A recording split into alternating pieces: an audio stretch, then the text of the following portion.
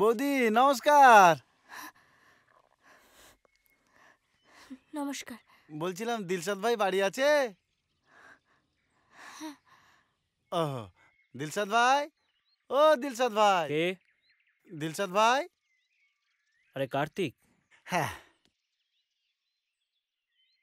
বলো কি হয়েছে? বলছিলাম এটা তো ভদ্রলোকের গ্রাম নাকি? হঠাৎ এই কথা বলার মানে? না মানে আপনার মেয়ে কোথায় আপনি জানেন? সুফি? হ্যাঁ, ও তো স্কুলে গেছে। স্কুলে গেছে? স্কুলে গেছে না আমাদের গ্রামের নাম খারাপ করতে গেছে? কি সব উল্টোপাল্টা কথা বলছো? তাই নাকি? অবশ্য যার পরিবার যার পরিবার এরকম সে বাড়ির মেয়ে আর কি করবে? মুখ সামলে কথা বলো কার্তিক। আগে নিজের মেয়েকে সামলান, না হলে আপনারই মুখ দেখানোর জায়গা থাকবে না। একেই তো মুসলমান হয়ে হিন্দু বাড়ির মেয়েকে বিয়ে করে এ গ্রামের নাম খারাপ করেছেন, আবার বড় বড় কথাও বলছেন। ওই দেখে এলাম আপনার মেয়ে কি করছে।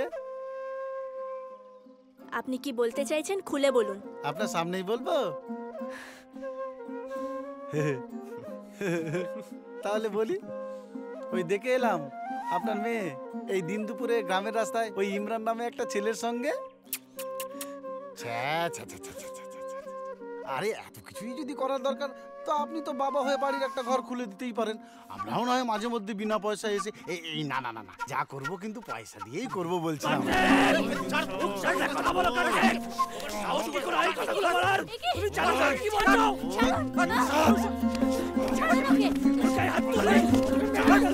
তোর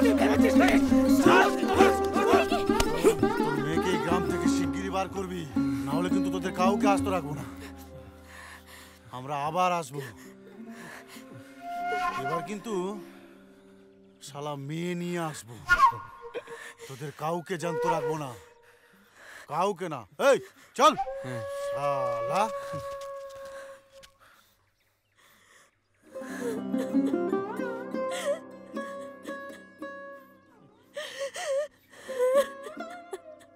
তোমাকে সেদিন বলা হয়নি,